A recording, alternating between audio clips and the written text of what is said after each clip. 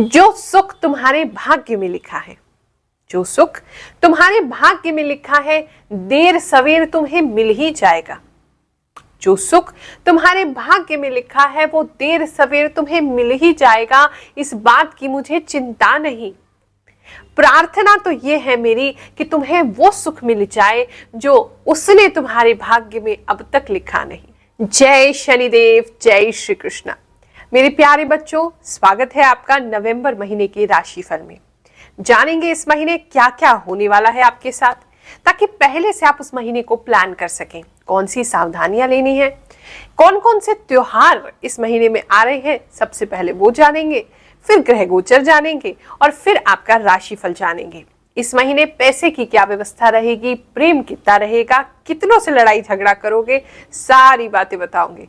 तो चलिए शुरू करते हैं।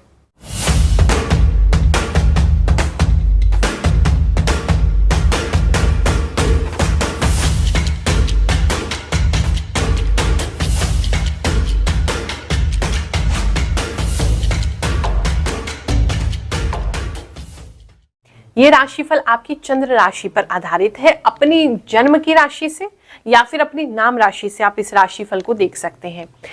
बहुत ही कॉमन, क्योंकि हम राशिफल बता रहे हैं तो कुछ मैसेजेस होंगे आपके लिए, कुछ किसी और के लिए हो सकते हैं। तो जो आपसे मैच कर रहा है उसको रखिए, बाकी चीजों को जाने दीजिए।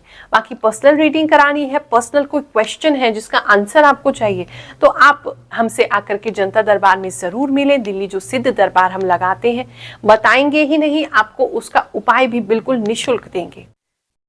महीने की शुरुआत में 1 तारीख को ही करवा चौथ का पर्व पड़ेगा।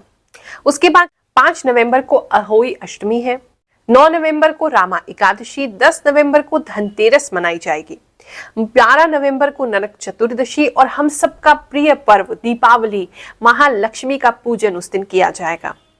14 नवंबर को गोवर्धन पूजा और भाई दूज है, 19 नवंबर को छठ मनाई जाएगी, 20 नवंबर को गोपाष्टमी है, 23 नवंबर को देव उत्थान एकादशी पड़ेगी और 24 नवंबर को तुलसी विवाह संपन्न किया जाएगा। चलिए अब जानते हैं कौन कौन से ग्रह कौन कौन सी राशि में विचरण करेंगे नवंबर के महीने में।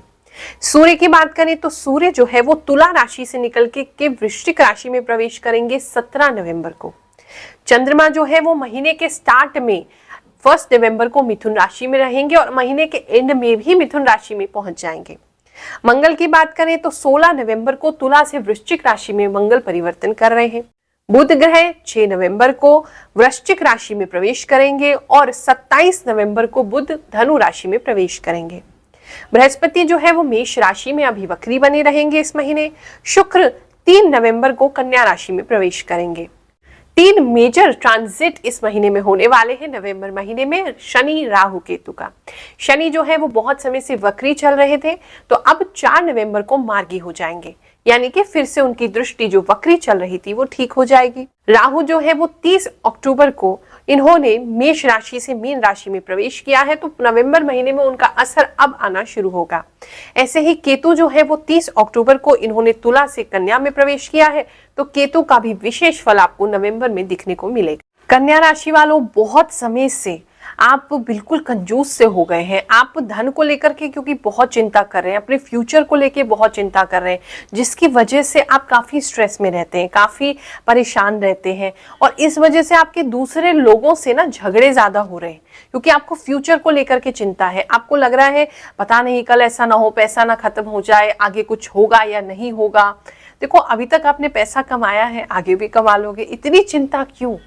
भगवान ने भेजा है तो व्यवस्था भी करेगा, मुंह दिया है तो रोटी भी वो देगा, तो उस पर थोड़ा सा विश्वास करने की जरूरत है। जो कंजूसी का भाव आपका बहुत समय से चल रहा था और जो लड़ाई झगड़े पैसों को लेकर के घर परिवार में हो रहे थे, वो शांत होंगे।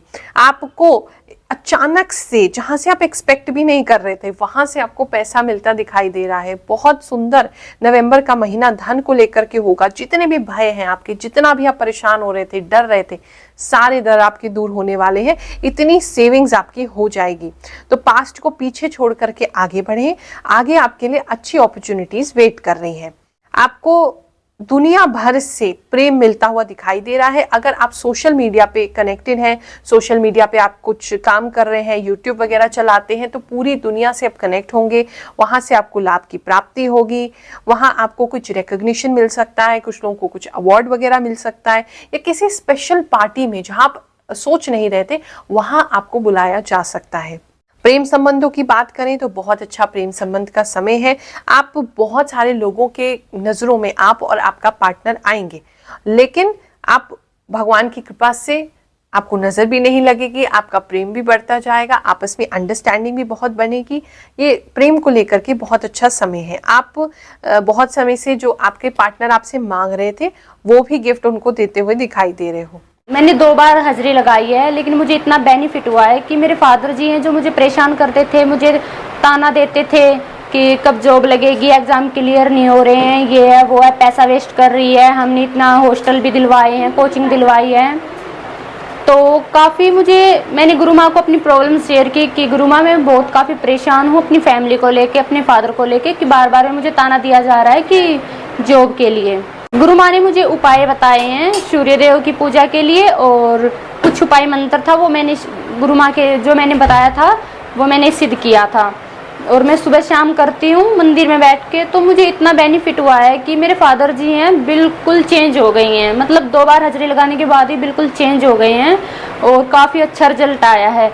मतलब मेरी हर चीज़ में अभी मुझे सपोर्ट करते हैं कि बेटा कोचिंग ले ले। अभी मेरा एग्ज़ाम है दिल्ली पुलिस का, मुझे बिल्कुल भी उम्मीद नहीं थी कि मेरे फादर मुझे बाद में भी बोलेंगे कि कोचिंग ले, हॉस्टल में रह, तैयारी कर। लेकिन मेरे फादर ने अभी बोला मुझे, काफ़ी 1 हफ्ते से पहले ही बोला कि बेटा तू दोबारा कोचिंग ले और अपनी तैयारी स्टार्ट कर। काफ़ी अच्छा रिजल्ट आया है, और अभी मुझे थोड़ा प्रॉब्लम था वैसा ही, तो गुरु माँ ने मुझे धागे के लिए बोला, मुझे पूरा ट्रस्ट है कि उसमें भी होगा।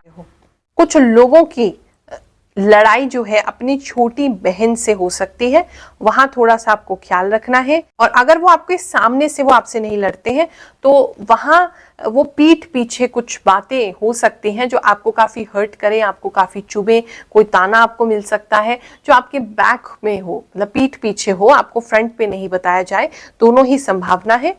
तो वहां थोड़ा आपको, मुझे लगता है, हर्ट होने की जरूरत नहीं है, चीजों को इग्नोर कर दो। अभी उनको गुस्सा है, फिर वो शांत हो जाएंगी।